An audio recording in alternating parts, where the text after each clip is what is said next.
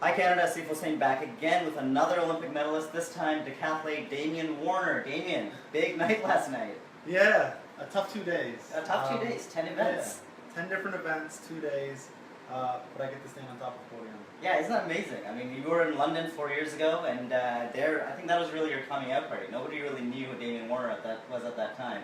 They sure do now. Yeah, it's been quite the journey the last 4 years, but I'm proud of the way it turned out. Yeah, and so with these 10 events, you have the 5 on the first day, 5 on the second day. As you're finishing up the 5 events on the first day, I mean, you are so tired, but you're up for 5 more the next day. What did that feel like after you finished the 400 on day 1, and you knew that, less than 12 hours later, you have to get right back at it?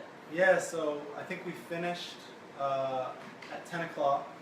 By the time we got back to the village and got to sleep, it was about 1 o'clock, and then had to get up at 5:30 the next morning. So we're out there competing, trying to do our best imitation at competing world class, but it's tough on very little sleep. Yeah, but you did so well. I mean, 8,666 points. I believe that's only 29 points off of your national record. Yep. I mean, you really did put it all out there, and the competition was so fierce over the 2 days. So many personal bests, so many seasons bests, and you have to sort of watch all of that happen and keep it in mind that this is how many points I have right now. Here's what I need from the next event. How do you deal with that? It's very tough. I think what I'm learning throughout all the decathlons that I do is that you can't control any of the other competitors. You have to do what's necessary for yourself, and I feel like I did that the last 2 days. There were some competitors that competed amazingly. There were some events where I thought that I could have competed better, but I pushed through, and I'm proud of my performance. And there's a lot of talk about your friendship with Ashton Eaton, the gold medalist. Yep. And you guys are very close, and Brianne Tyson-Eaton, who was the other combined events medalist from Canada. The three of you seem like the best of friends. Are you guys as close as it looks on social media all the time? Well, they live in Oregon, and I'm living in London, Ontario, so it's not as close as it can be, but they're great guys. I look up to those two quite a bit.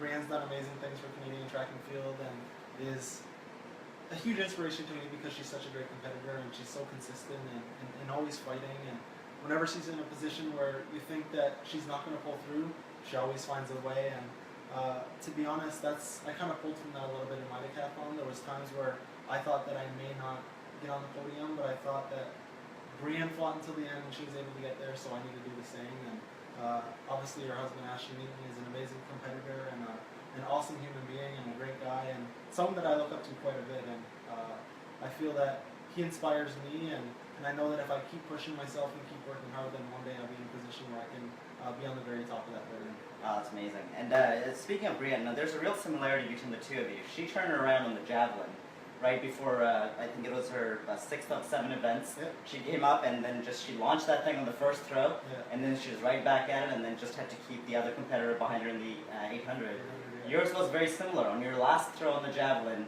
after Kazmierek, I believe, from Germany, had taken up 3rd place in real time. Yeah. You threw that last javelin for 63 meters, and then you were back up 44 points ahead, and then you had to keep Kazmierek behind you. Is javelin now like a Canadian thing? Is that what it is? I guess so. Canadians have luck here in Rio at the javelin, but it was a mental battle during the javelin. I needed that last throw very much, or else I think the positions would have been a lot different. Kai Kazmierek had 7 meters on me going into my last throw, and I knew that if I didn't improve, then that'd be it for me. So it was kind of a do-or-die situation, and thankfully I was able to get that javelin throw out there because it made the difference. Yeah, it was huge. It was clutch. And the last time we spoke, it was in Edmonton. You were doing a couple of events during national trials, not a full decathlon because too close to the Olympics, obviously. But you mentioned that your dad goes around Canada House pretending to be your brother. Yeah. Has he been doing that at the games? I don't know. He's been around the stadium, and my girlfriend sent me a bunch of videos of him dancing and stuff. So who knows what he's up to, but I know that my family's having a great time, so I can't wait to see them. Oh, that's great. And you get to spend the next couple of days watching a bit of sports and spending some time in Rio?